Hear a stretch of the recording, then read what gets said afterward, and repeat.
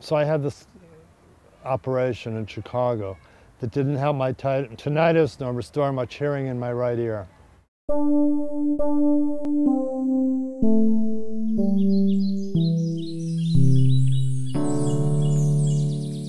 I don't know if I can help you or not, but together I think we can help each other. And I want to go to a story I wrote when I first got tinnitus. And it's called We Need Each Other. And at the time I'd had tinnitus for less than 1 year. I'd had an operation in Chicago at a well-known hospital for what was known as a cochlear fistula repair.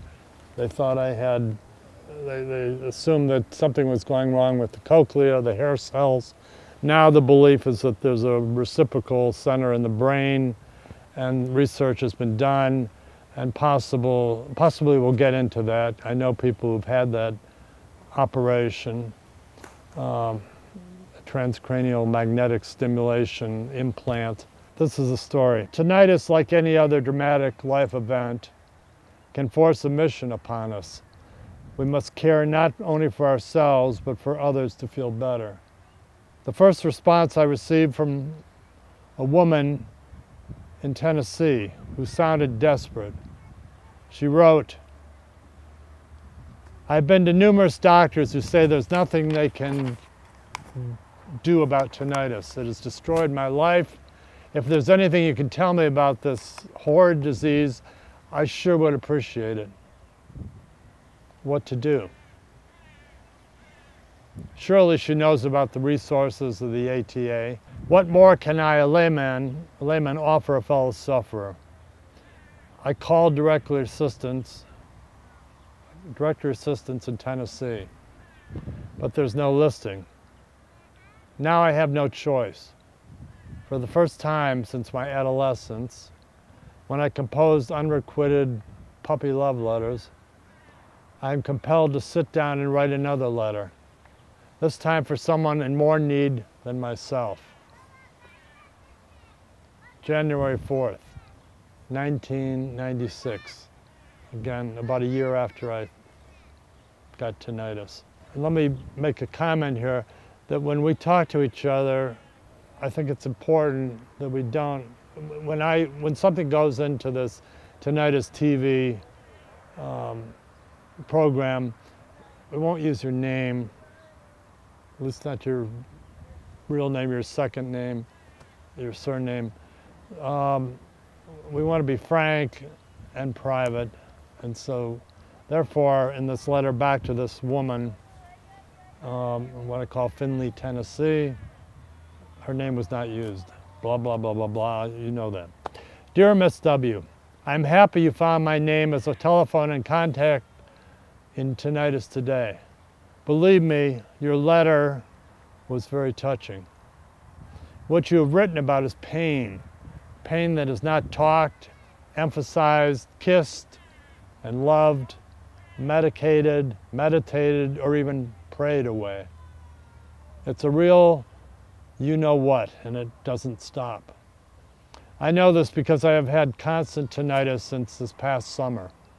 And even though I had a $10,000 operation to repair a tear in my cochlea, this did not help my tinnitus nor restore much hearing in my right ear. Fortunately, my left ear is not affected. Heartbroken after the failure of the operation, I went to a tinnitus expert. This doctor was upbeat about his favorite histamine and allergy treatments. Unfortunately, hope for a couple of months was all I got because neither treatment worked. But with the help of a pill and a masking device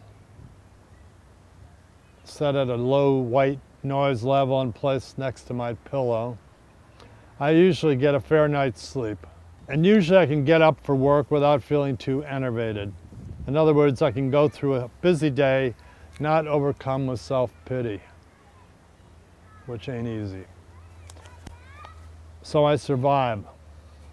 But I would be less than honest if I didn't tell you that there are times when I feel like crying. And there are guilty moments when I wish I could change the time last July when I blew my nose too hard and screamed at the dog, and then within 1 hour felt dizzy, couldn't hear, and the hissing sound, which never stops, started. In your letter, you write, quote, "If there's anything you could tell me about this horrid disease, I sure would appreciate it. I'm having a very hard time coping." End quote.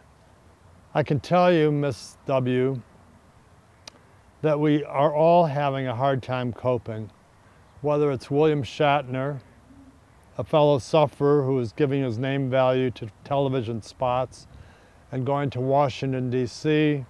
to lobby for more research money, or Michael Cohn, a teacher bumped out of a full-time position and now trying to hold on to a substitute teaching job in a chaotic, gang-ridden inner-city high school in Chicago while trying to find enough energy to single-parent a 14-year-old son full-time.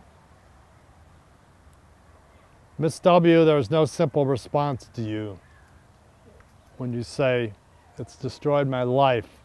I've been to numerous doctors who say there's nothing they can do about it. How discouraging to hear this." End quote. I can only say, Miss W., that I believe there will be a cure someday, hopefully in our lifetime. But I don't believe that a cure is possible unless more than the estimated 200 million people worldwide make some public noise instead of just living with it in isolation. What I'm trying to say is that each of us, to the best of our ability, has to make a choice. We must decide whether or not tinnitus education and research should be sustained with as much intensity and consistency as the sound of tinnitus itself. I think the answer should be yes, and that in unity our sufferings will have more, at least some, meaning. Again, thanks for your letter, Mrs. W., and for listening to my tinnitus noise. I hope you will write back and perhaps give me a telephone number where you can be reached. All of us, we need each other. Sincerely, Michael Cohn.